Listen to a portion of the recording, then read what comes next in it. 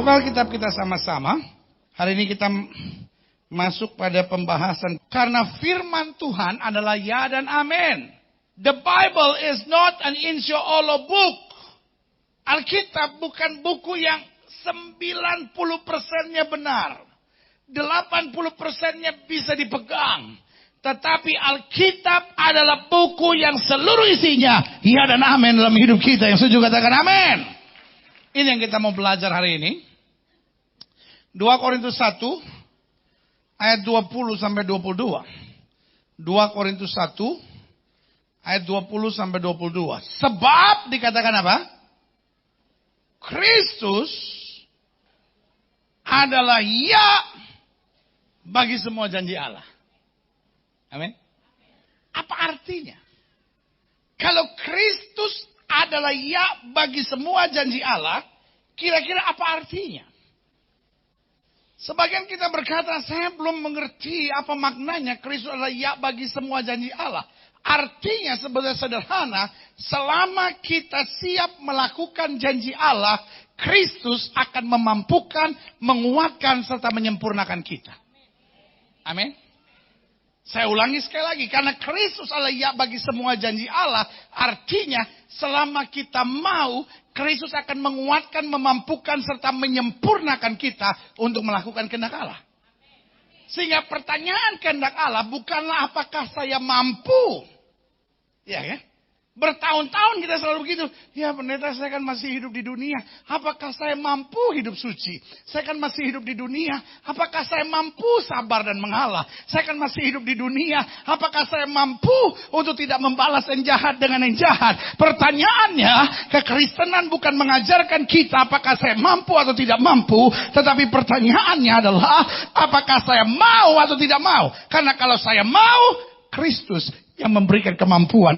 Makanya ayat ini bilang apa? Sebab Kristus adalah apa? Ya, bagi semua janji Allah. It's not about your strength. Kristus adalah ya. Artinya Kristus yang menguatkan, Kristus yang memampukan, Kristus yang menyempurnakan. Itulah sebabnya oleh Dia kita mengatakan apa? Amin. Untuk memuliakan Allah. Artinya setiap firman kita nggak usah berbantah. Ya tapi kan saya juga masih manusia biasa. Ya tapi kan saya nggak tahan kalau begini. Ya tapi kan kata dokter keadaan saya sudah sangat buruk. Pokoknya saya amin. Karena apa? Apapun yang firman katakan, Kristus yang akan menyempurnakannya buat saya. Satu orang bertobat, seluruh rumah tangga diselamatkan. Amin. Lu kenapa amin? Suami saya kepala batu, pendeta. Bagaimana bisa amin, pendeta? Anak saya narkoba, pendeta. Bagaimana bisa amin, pendeta? Istri saya sudah murtad, pendeta. Jawabannya sederhana. Saya nggak perlu tahu how. Saya nggak perlu tahu bagaimana. Saya nggak perlu tahu kapan. Saya nggak perlu tahu caranya. Yang saya cukup tahu, saya bilang amin. Kristus yang menggenapinya buat saya. Amin. Sebab Dia, haleluya, yang telah meneguhkan kami bersama-sama dengan kamu dalam Kristus adalah Allah yang apa? Telah mengurapi. Saya sangat diberkati dengan kalimat sederhana ini. Sama-sama bilang sama saya, Allah telah mengurapi saya. Ada 3 kata sejenis yang artinya sangat berbeda. Coba saudara pikirkan. Allah akan mengurapi saya. Allah telah mengurapi saya, atau Allah sedang mengurapi saya. Ayat ini bilang akan, sedang, atau telah. Apa bedanya? Akan mengurapi saya artinya saya belum. Saya satu saat akan bayar perpuluhan, pendeta, tapi belum. Satu saat saya akan hidup suci, pendeta, tapi belum. Satu saat saya akan bertobat dan terima Yesus sebagai Tuhan dan Juru Selamat, artinya belum. Satu saat saya pasti akan jadi istri yang setia. Satu saat saya pasti akan putusin teman selingkuh saya. Satu saat pasti saya berhenti melakukan hubungan seks sebelum nikah. Akan itu artinya apa? Belum. Alkitab tidak bilang, tetapi Dia meneguhkan kamu bersama dengan kamu dalam Kristus adalah Allah yang akan mengurapi. No. Sedang mengurapi. Itu artinya apa? Sementara berlangsung tapi belum selesai. Tapi saya senang ayat ini pakai istilah yang sangat tepat. Allah telah mengurapi. Meskipun masalah saya belum selesai, tapi Tuhan sudah ngurapi saya. Amin. Meskipun saya belum mampu, Tuhan sudah mengurapi. Artinya kalau saya sudah diurapi, saya tidak perlu mempertanyakan lagi. Saya tinggal jalan terus. Hasilnya itu pasti luar biasa. Yang setuju katakan amin. Taruh tangan kanan sudah di dada, sama-sama bilang sama saya sudah diurapi. Amin. Mungkin fitnah terhadap saudara belum selesai, tapi engkau sudah diurapi. Mungkin badai yang menghantam saudara belum selesai, tapi saudara sudah diurapi. Mungkin utang saudara semua belum lunas, tapi saudara sudah diurapi. Ini agak sensitif sedikit. Walaupun jodoh belum dapat, tapi engkau sudah diurapi. Jadi nggak usah percaya kalau orang bilang, lu auranya ketutup lu. Aura lu belum terbuka. Makanya perempuan lihat lu geli. Makanya laki-laki lihat lu najis gitu. Karena aura lu tuh gelap. Orang sekarang kan aneh-aneh. Pakai ada foto aura lah. Macam-macam aja. Saya cuma mau bilang. Kalaupun jodoh belum dapat. Gak perlu setiap kebaktian angkat tangan. Tuhan. Yang minggu lalu juga Tuhan. Jodoh. Saya cuma mau bilang sama saudara. Tuhan sudah mengurapi. Walaupun jempol saudara yang cantengan belum sembuh. Walaupun mertua saudara yang terus menuntut saudara. Belum pindah rumah, masih persis di rumah sebelah rumah saudara. Saya cuma mau kasih tahu sama saudara. Kita sudah diurapi. Karena Daud diurapi, Daud bisa mengalahkan Goliat. Karena Musa diurapi, Musa bisa membawa hampir 2 juta bangsa Israel keluar dari rumah perbudakan di Mesir. Karena Daniel diurapi, meskipun dia dibuang ke gua singa, dia tetap dapat tampil sebagai pemimpin yang luar biasa. Amin. Kalau saudara bawa mobil, tiba-tiba ada Metro Mini motong, saudara sakit hati bilang, saya sudah diurapi. Ya. Kalau belum diurapi kan buka kaca langsung kan. Monyet. Wah. Bapak-bapak juga gitu, kalau belum diurapi Pak. Itu kalau udah jalan di itu tuh Pak, udah jalan di mall itu Pak. Nggak boleh lihat yang sejengkal begitu Pak. Kan zaman sekarang ada perempuan-perempuan kerasukan roh jahat. Iya kan? Tadinya roknya panjang, dia robek-robek tinggal sepotong. Iya kan? Tahu dia pakai yang SD punya lagi. Udah kesempitan begitu kan? Baju lagi kayak lapet. Wah, persis kayak buras. Tahu buras? Buras tahu nggak buras? Kayak lontong cuma ada ikatannya 3 gitu ya kan? Jadi peliung gitu ya kan? Ya kan?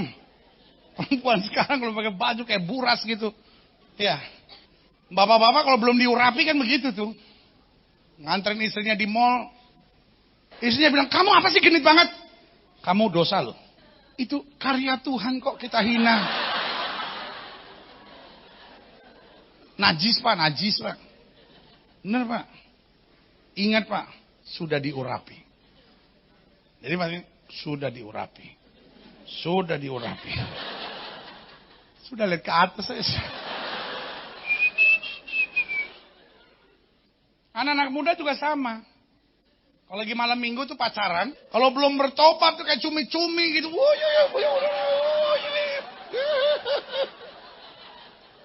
Tapi kalau udah bertobat sudah diurapi. Darah Yesus. Gloria bagi Yesus Tuhan. Bu, kalau ibu difitnah juga ingat saya sudah diurapi. Kalau belum diurapi kan, siapa sih yang ngomong gue robek mulutnya, gue robek. Tapi kalau sudah diurapi, Tuhan berkati. Sama-sama bilang saya sudah diurapi. Memeteraikan tanda miliknya atas kita. Dan yang memberikan Roh Kudus dalam hati kita sebagai jaminan dari semua yang telah disediakan untuk kita. Sama-sama bilang sama saya jaminan. Jaminan itu ngetopnya di mana? Pegadaian. Saudara tahu nggak pentingnya jaminan di pegadaian? Jaminan kita menentukan apa yang kita dapat, betul? Iya kan? Kalau saudara gadein Yamaha Mio, kira-kira mungkin nggak dapat 200 miliar. Kalau saudara gadein Yamaha Mio, kira-kira dapat berapa? Paling 4 juta. Iya kan? Kenapa? Karena jaminannya worth so much. Jaminannya harganya segitu. Saya bisa bayangin nggak? Kalau jaminan kita adalah the Spirit of God Himself. Amin. Saya mau tanya sama saudara. Rumah kontrakan dibayar nggak? Kebayar. Pertanyaan saudara. Cicilan lunas nggak? Utang-utang beres nggak? Amin. Udah nikah 3 tahun belum punya anak, dapat nggak? Karena jaminan adalah Roh Kudus. Artinya apa saja yang kita perlukan, jaminan kita cukup untuk menyelesaikan. Amin. Kita punya jaminan kok. Amin. Why should we afraid?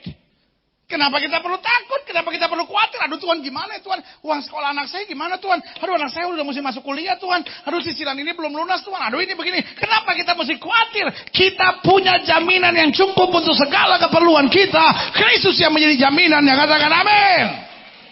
Amin. Mazmur 119 ayat 127 sampai 130. Itulah sebabnya aku mencintai perintah-perintahmu lebih daripada emas, bahkan lebih daripada emas tua. Dengan lain kata Daud bilang, Alkitab saya lebih berharga dari emas. Menurut saudara mana yang lebih berharga, emas atau Alkitab? Kenapa emas berharga? Yang pertama karena emas adalah perhiasan. Perhiasan itu apa sih? Membuat segala sesuatu lebih menarik. Gigi saudara nggak rata. Saudara pasang gigi emas 4, meskipun nggak rata lagi. Ada gigi emas 4 di sini. Kelihatan lumayan. Ngerti maksud saya? Iya kan? Karena perhiasan membuat penampilan lebih menarik. Kenapa Daud bilang perintah-perintahmu lebih daripada emas? Karena Alkitab firman Allah ini dapat membuat hidup kita jauh lebih menarik.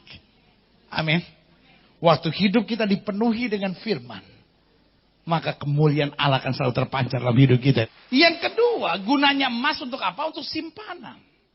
Makanya dibuat emas batangan 2 kilo. Siapa yang mau pakai kalung emas batangan 2 kilo? Ya, buat simpanan. Tujuannya apa simpanan? Makanya RRC, Republik Rakyat China, hari ini disebut sebagai salah satu negara terkaya. Kenapa? Karena dia punya simpanan emas mungkin terbesar di dunia sekarang. Artinya apa? Simpanan itu untuk ketentraman.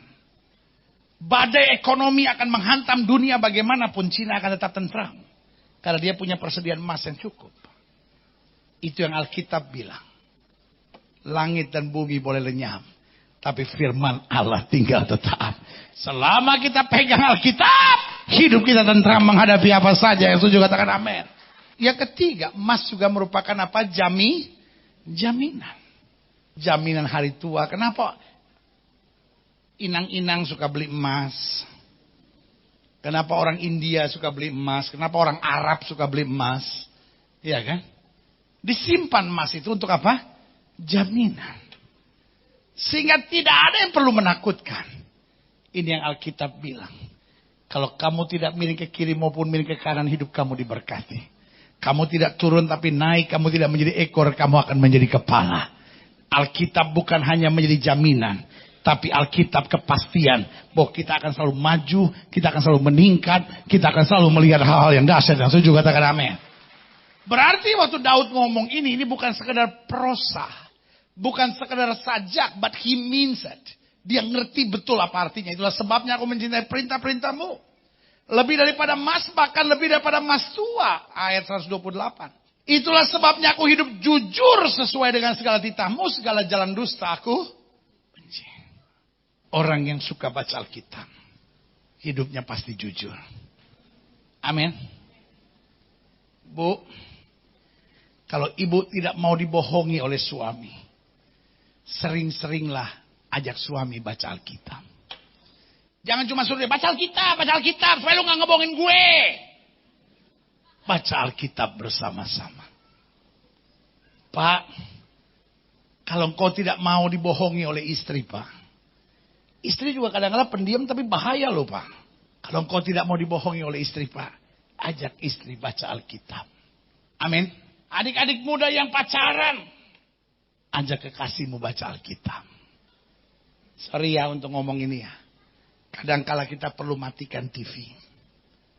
Kadangkala kita nggak perlu jawab BBM. Kadangkala kita perlu stop sama kita punya laptop. Kita harus mulai read the Bible. Amin.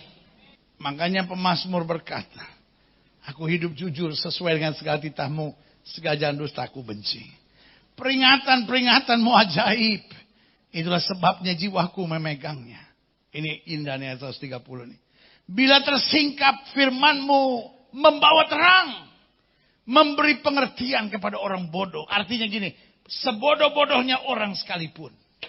Kalau dia suka baca Alkitab, dia tidak pernah akan ketemu jalan buntu. Sehebat-hebatnya orang, kalau dia tidak suka bergaul dengan Alkitab, ada saja keputusan-keputusan keliru yang fatal yang dia buat dalam hidupnya. Tetapi orang sebodoh apapun, kalau dia bergaul dengan firman, ada saja mujizat dahsyat yang Tuhan izinkan terjadi dalam hidupnya. Makanya Alkitab bilang, Tuhan akan pakai orang bodoh untuk mempermalukan yang pintar.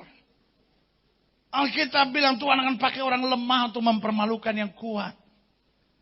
Alkitab berkata Tuhan akan memakai orang yang biasa untuk mempermalukan orang yang terpandang. Itu bukan berarti kita harus jadi orang terhina, kita harus jadi orang lemah, kita harus jadi orang bodoh. Bukan. Artinya di tengah kekurangan kita bagaimanapun, waktu kita tetap bergaul dengan firman Tuhan, kita akan melihat perkara-perkara dahsyat, perkara-perkara luar biasa. Tuhan nyatakan buat kita. Haleluya. Amin.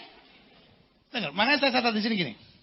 Sukacita kita sebagai orang benar sangat berhubungan dengan kedekatan kita pada firman Tuhan. Amin. Saya ulangi sekali lagi. Sukacita kita sebagai orang benar sangat berhubungan dengan kedekatan kita pada apa?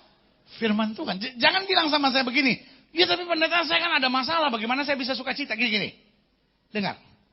Besar sebuah masalah itu relatif. Betul? Sambil contoh sederhana. Istri mengeluh. Pak, ini aku menghadapi masalah besar, Pak. Aku udah gak bisa tidur hari ini, Pak. Aku gak tahu mau ngomong sama dia. Udah selesai ngomong sama suami sampai nangis air mata, bombay habis turun habis gitu ya. Suami cuma gini, cuma gitu aja. Ini segini banget gitu ya. Karena memang kalau kita bilang masalah besar, buat siapa? Beda-beda. Contoh, punya utang 10 juta itu masalah besar nggak? Tergantung buat siapa. Makanya saya kalau doain orang paling senang doain orang susah, bener. Pendeta, sampai nangis-nangis nih, pendeta. Saya butuh Tuhan. Saya kenapa, Pak? Saya punya utang sama warung sebelah. Kita kan orang susah, pendeta. Jadi beli minyak sama warung sebelah, beli telur sama warung sebelah, beli mie sama warung sebelah. Kadang-kadang anak saya butuh makan gitu. Ya, saya ngebon dulu gitu, belum bayar. Tiba-tiba waktu udah dijumlahin semua udah 1.700.000 pendeta. Kebetulan anaknya preman, pendeta. Datang ke rumah bawa pisau. Katanya kalau sampai Jumat nggak bayar, saya mau ditusuk. Pendeta, saya takut. 1.700.000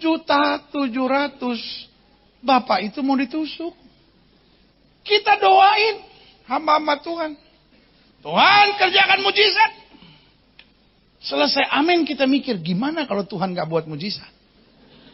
Ya. Kita berempat kumpul-kumpul duit. 400. 1 tambahin 100. 1,7. Pak, kita digerakkan Roh Kudus, Pak. Bawa pulang. Sukacita itu, Bapak. Enaknya doain orang susah tuh begitu. Kita doain orang kaya, pendeta. Saya ada masalah proyek nih, pendeta. Saya jeblos di sini, pendeta. Saya dikerjain orang. Sekarang saya rugi, pendeta. Saya ada utang 1,7 T. Kita juga bingung doainnya dari mana. Saya ada 2 pertanyaan. 1. Apa di surga masih ada 1,7 T? Itu itu kalau sampai Tuhan gak buat mujizat, ya ilah. Satu jemaat nih, satu gereja, kita kumpulin semua. Belum dapat 1,7. Makanya, kalau saya bagian doa, saya cari yang orang-orang susah aja lah. Beban mentalnya gak berat. Pendeta, gak bisa bayar uang kontrakan, pendeta. Berapa sih sebulan? Sebulannya 375, pendeta. Saya udah gak bayar 2 bulan, ya kan? Kumpul masih sanggup. Pendeta, pesawat saya disita. Nebusnya berapa? 3,4 T. Cuci muka pakai daun ketimun juga gak. Jadi, saya cuma mau bilang sederhana. Orang stres itu bukan karena besarnya masalah. Besarnya masalah itu apa tadi saya bilang? Relatif. Buat sebagian orang besar. Buat sebagian gak besar. Persoalannya selama kita dekat dengan firman Tuhan, tidak ada yang besar. Selalu yang kita lihat kekuatan kita lebih besar. Setuju katakan amin. Nah, pertanyaannya, mengapa firman Tuhan sebagai sumber sukacita kita? Yang pertama, karena firman Tuhan menegur kesalahan, lalu memberi solusi. Persoalan dunia ini yang pertama, dunia dipenuhi dengan penjilat. Orang yang sudah salah tapi gak pernah ditegur. Orang yang sudah salah tapi masih dipuji. Orang udah salah masih mantap bos, mantap begitu bos. Kecebur masuk jurang baru, ya bos kecebur. Selalu saya bilang, pemimpin, bisnismen, orang kaya, sorry, ini termasuk sensitif nih. Pendeta yang dikelilingi penjilat sedang menuju pada kehancuran. Ngerti mau saya? Yang kedua, orang sekarang bukan menegur kesalahan tapi membicarakan kesalahan. Kita ini paling senang. Udah tahu belum ya? Itu kan laki orang tuh. Masa sih?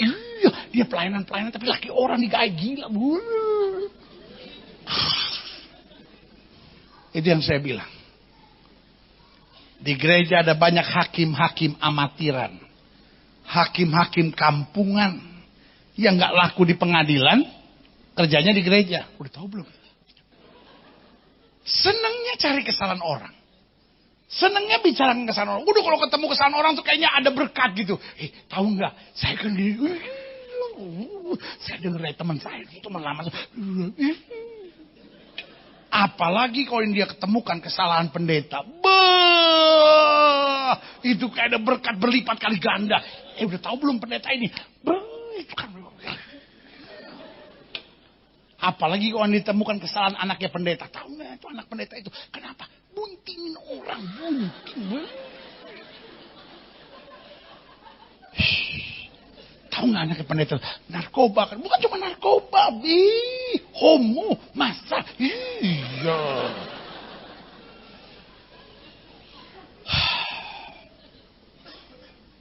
Yang ketiga adalah orang yang menegur kesalahan tanpa memberi solusi. Tahu nggak saudara? Kesalahan yang dipertahankan membuat hidup kita tidak mengalami kemajuan. Kesalahan yang dipertahankan akan membuat hidup kita bahkan mengalami kemunduran. Itulah indahnya firman.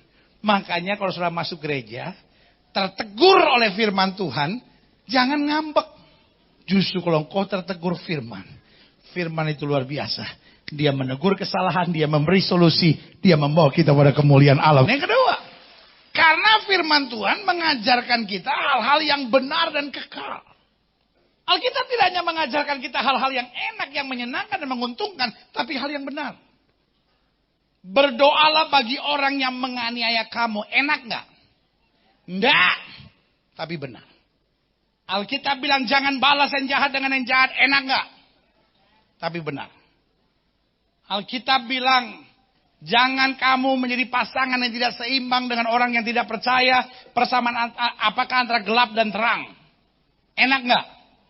Kita kan kadang-kadang sebagai orang Kristen pendeta jumlahnya kan lebih sedikit gitu. Jadi kalau pasangan kita cuma hanya boleh orang Kristen, kan kadang-kadang persaingan lebih ketat gitu pendeta. Kadang-kadang kan susah dapatnya gitu ya. Kadang-kadang ya saya pikir aja sederhana, tidak ada rotan, akar pun jadilah. Ya bersyukur dong. Kalau saya dapatnya suami orang ya bersyukur. Itu ayat sudah diperkosa oleh saudara. Waktu Alkitab bilang gelap dan terang tidak bisa bersatu, enak nggak? Kadang-kadang nggak enak. Alkitab bukan hanya buku yang mengajarkan kita hal yang enak, tapi hal yang benar dan bernilai kekal. Hai istri, tunduklah kepada suamimu. Bu, enak nggak? Ya tergantung pendeta. Kalau suami saya baik, suami saya bertanggung jawab, gitu, suami saya sabar, suami saya pengertian, fine-fine aja pendeta. Tapi kalau suami saya udah jahat, suami saya udah kasar, suami saya udah pelit, suami saya udah menghina saya masih tunduk. Sorry ya pendeta. Hari ini saya cuma mau bilang sama saudara. Kenapa Alkitab sumber sukacita diajar kita yang benar? Selama kita ada di jalan yang benar, di depan kita selalu ada kecerahan dan kegemilangan. Yang setuju katakan amin. Yang ketiga, karena firman Tuhan memberi kuasa buat setiap mereka yang apa? Hidup di dalamnya. Semua buku memberi pengetahuan. Amin. Tapi Alkitab memberikan kuasa. Makanya Alkitab bilang orang yang merenungkan Taurat Tuhan siang dan malam. Ya seperti pohon yang ditanam di tepi aliran sungai yang berbuah pada musimnya. Yang tidak layu daunnya, apa saja yang diperbuatnya berhasil. Sama-sama bilang sama saya kuasa. Tahukah saudara, setan tidak pernah takut dengan Alkitab. Kadang-kala setan bawa Alkitab ke gereja. Loh iya dong. Orang yang masuk gereja pada dia bini piaraan, itu kan orang kerasukan setan. Bawa Alkitab. Sorry ya saya kalau ngomong apa adanya ya. Setan juga ke gereja bawa Alkitab. Ya kan? Hari Minggu, bawa Alkitab. Padahal malam Minggu baru lakukan hubungan seks sebelum nikah nih. Tapi bawa Alkitab. Sampai setan bilang pinter banget sih lu. Itu tidak mengajar saya, oh kalau gitu saya nggak usah ke gereja. Bukan itu. Maksud saya adalah, kalau kita sudah ada di gereja, sudah bergaul dengan firman, kita tinggalkan yang lama, kita hidup dalam anugerah Allah yang luar biasa. Yang setuju katakan amin. Setan gak takut sama Alkitab. Tapi setan takut sama orang-orang yang buka hati buat firman. Yang membiarkan sekali tidak beres dibersihkan oleh firman. Sehingga dia menjadi ciptaan yang baru. Yang lama sudah berlalu, yang baru sudah terbit. Yang setuju katakan amin. Selanjutnya, yang keempat. Karena firman Tuhan membimbing kita untuk menerobos kemustahilan. Orang yang bergaul dengan firman, saya tidak pernah dengar dia akan berkata mustahil. Orang yang bergaul dengan firman selalu percaya bahwa Allah lebih besar dari segala pergumulannya. Amin. Orang yang sebentar-bentar bilang, aduh parah, aduh gak sanggup, aduh gak mampu, buat saya sederhana. Orang yang kurang baca Alkitab. Orang yang bergaul dengan firman. Kata Alkitab, dia tidak takut terhadap kabar celaka. Amin. Aku tahu kepada siapa aku percaya. Aku yakin dia berkuasa. Selanjutnya. Karena firman Tuhan menjelaskan hal-hal yang Tuhan sudah sediakan buat kita. Di dalam paket keselamatan kita. Kesembuhan sudah termasuk. Rumah tangga kita dipulihkan sudah termasuk. Apa saja yang kita buat berhasil sudah termasuk. Apa saja yang kita minta dengan iman jika kita tidak bimbang tetapi percaya. Itu sudah termasuk. Amin. Saya mau tanya sama saudara. Hidup berhasil sudah termasuk belum? Sehat dari segala serangan penyakit sudah termasuk belum? Bebas dari kutuk-kutuk masa lalu, kutuk-kutuk keturunan sudah termasuk belum? Diampuni dari segala dosa-dosa kita sudah termasuk belum? Jodoh sudah termasuk belum? Darah itu menyucikan kita satu kali untuk selama-lamanya. Segala sesuatu sudah termasuk. Jangan jadi orang bodoh seperti itu. Kita pikir kalau kita Kristen yang menderita, kita makin memuliakan Kristus, tandanya kita makin on. Sama-sama bilang sama saya sudah termasuk. Apa saja yang sudah termasuk dalam paket keselamatan kita. The Bible. Write all. Alkitab sudah menulis semuanya. Tinggal kita imani. Kita lakukan. Kita jalani apa yang tidak pernah kita pikirkan Tuhan sediakan buat kita. Yang keenam, karena firman Tuhan membuktikan Janji-janji Allah tidak pernah meleset. Janji suami pernah meleset nggak, Bu? Jangan kecil hati, Pak. Janji istri juga pernah meleset nggak? Janji menantu pernah meleset nggak? Janji mertua pernah meleset nggak? Janji pemerintah, janji pejabat meleset nggak? Oh, itu meleset semua. Kalau udah kampanye bagus semua, pas udah jalan meleset semua. Ini nih sensitif nih. Janji pendeta pernah meleset nggak? 28 tahun saya melayani Tuhan. Dari saya masih umur 17 tahun. Dan hari ini saya harus tegak berdiri di hadapan Tuhan untuk bilang sama saudara. Tuhan tidak pernah terlambat. I mean it. Tuhan tidak pernah terlambat. Tapi saya boleh jujur sesuatu ya. Tapi seringkali jam keberhasilannya, jam pertolongan Tuhannya beda sama jam saya. Tuhan memang tidak pernah terlambat. Amin. Tapi saya harus bilang sama saudara. Tuhan juga tidak pernah terlalu cepat. Itu yang kadang-kadang bikin saya sempat emosi dan deg-degan, itu karena itu. Iya betul. Gini, contoh. Saya butuh pertolongan hari Sabtu. Mau saya Tuhan curahkan hari Senin. Saya kan udah tenang dong. Sabtu saya butuh mujizat, Senin udah datang. Terima kasih Tuhan. Atau minimalnya Rabu. Jelek-jeleknya Kamis. Sudah tahu kalau saya butuh mujizat hari Sabtu, kapan Tuhan kasih? Hari Jumat jam 23.59. Tinggal 1 menit lagi saya tinggal bilang, Tuhan, pas dia turun. Kita kok baru mau marah, Tuhan sudah datang.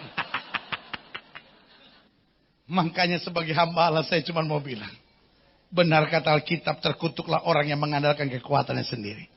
Orang yang mengandalkan kekuatannya sendiri sering meleset. Tapi orang yang mengandalkan Tuhan, janji Tuhan tidak pernah meleset. Haleluya. Makanya jangan pegang janji orang, pegang janji Tuhan. Banyak kita kecewa, kenapa? Terlalu percaya janji orang. Justru janji orang yang menjerumuskan kita yang terakhir. Kenapa firman Tuhan menjadi sumber sukacita kita? Karena firman Tuhan meskipun kadang-kala sulit kita mengerti secara logika, namun tidak pernah salah. Banyak hal dalam Alkitab yang kita nggak bisa mengerti secara logika. Kok situasi begini saya harus sabar? Kok keadaan begini saya harus berserah? Kok situasi udah begini kok saya tidak boleh membalas? Kok situasi kayak begini saya cuma tinggal beriman? Kok Tuhan izinkan ini dan saya hanya perlu berserah kepada Tuhan? Banyak hal saya tidak bisa jelaskan secara logika. Tapi satu yang saya tahu, ikut saja janji firman Tuhan. Pegang saja janji firman Tuhan. Apa yang tidak pernah kita pikirkan, itu yang Tuhan sediakan buat kita. Amin.